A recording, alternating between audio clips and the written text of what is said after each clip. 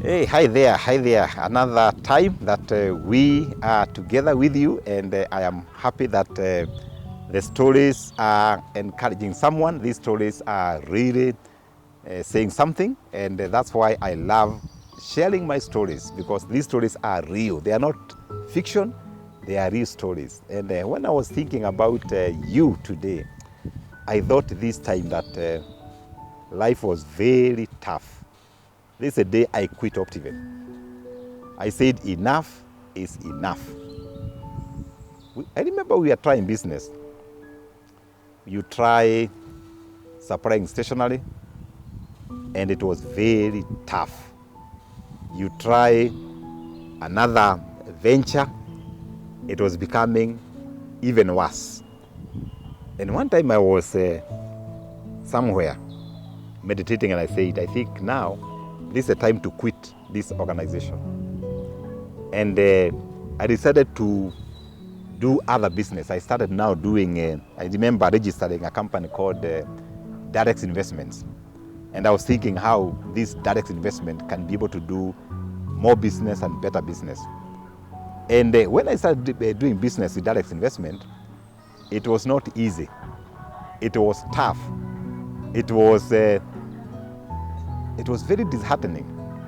I remember one time I was looking for a license to pay for this new venture that I had registered, and the license was 5,000. But even that 5,000, I could not afford it. So I decided to start a business without this particular license.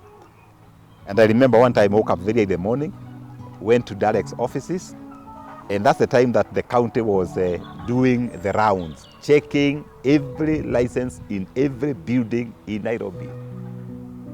And they came unannounced. I think those days were no WhatsApp. You know, nowadays when you see the Kajo, people alert each other on WhatsApp. So I had no alert that the Kajo was coming around. So I had commotion from my neighbors there. And I decided, since I don't have a license, nitajifisha chini ya meza. So I decided to hide under the table. I did not know that I am taller than the table. So when these council guys came, they peeped through the door and they saw a shoe. The body was under the table, the shoe was outside the table. Man, there was a movie there. Talk of embarrassment. They say, hey, men, don't hide. We are here and we must arrest you. Of course, you know the way they were rough those days. They kicked the door and I was arrested. I was put in the cells for a day, and now it was looking for the fine. I remember the fine was 1,000 shillings. How I got this particular fine, I think you need to read my book, Soaring Like an Eagle. Let me tell you, life can be tough, can be challenging.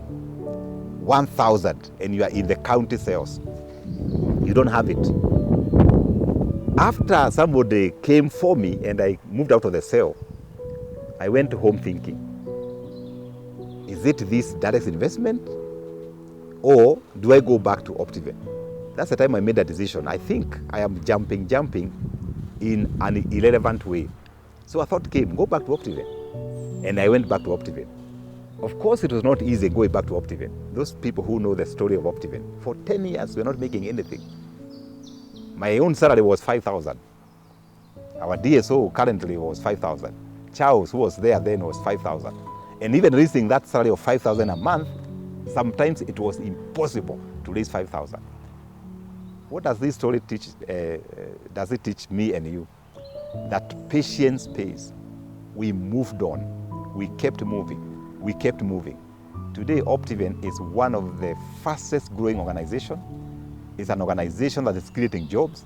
It's an organization that have hired the brightest people, like the one who are taking this particular video. Why? Because we were patient. And I learned a lesson there, that even when things are not working, don't jump. My jumping earned me going to sell. My jumping earned me embarrassment. So keep the consistency. Stay there. Even when things are thick, you stay there. There are some blessings that come by staying put.